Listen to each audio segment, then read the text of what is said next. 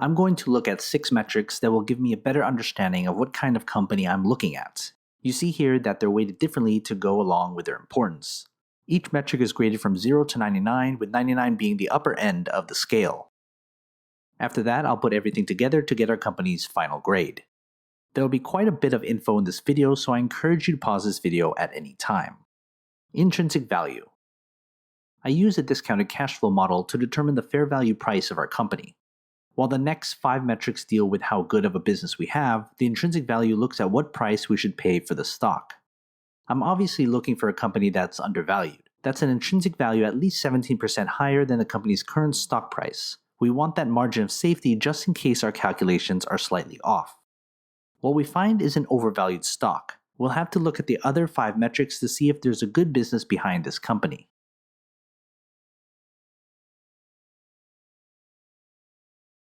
Earnings growth. I figure earnings growth through a combination of projected earnings over the next year, over the next 10 years, and then discounted based on the current inflation rate. What I'm looking for is a growth rate of at least 8%. That's not unreasonable and very attainable for a profitable company with room to keep growing. If growth is anything less than that, the other metrics will need to make up for it. I have a growth rate that's promising, and that's a good sign the company is still growing at a rate higher than average. PE ratio. The price to earnings ratio tells me at what multiple the stock is trading at compared to its earnings. I'm looking for a PE ratio of 15 or lower. That's not a hard and fast number based on the type of company, but as a general rule, the lower the better, since the PE is a key valuation metric. The PE here is average, and one indication is that most investors are already pricing in its relative earnings.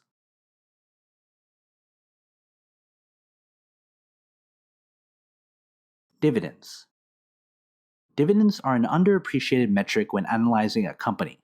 I'm looking for a dividend yield at least 2.1%. You should get paid for simply owning a piece of the business, or else you're just speculating. That's not investing.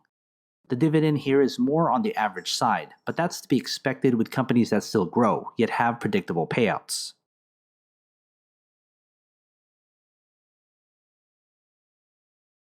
Return on equity. Return on equity is profit generated with the money shareholders have invested. I'm looking for an ROE of at least 11.75%. That means the company is putting our hard-earned investment dollars to good use. Unfortunately, our ROE isn't what I want to see. This can be attributed to a low-margin business or bad governance. Free cash flow. This is what's left after a company pays its day-to-day operating expenses. We always want a positive free cash flow. I'm looking for a free cash flow of at least $17.75 billion. That's money that can be used to grow our business's market dominance through research and development and acquisitions. We have a meager free cash flow that tells me the company has no dominant position and doesn't have enough free cash in hand to capture any market share.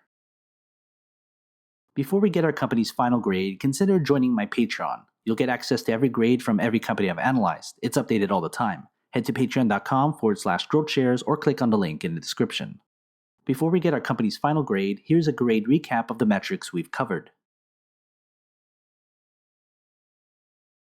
I'm looking for a good company or better. That means there's a good business behind our company and the price is attractive enough for us to buy in right now.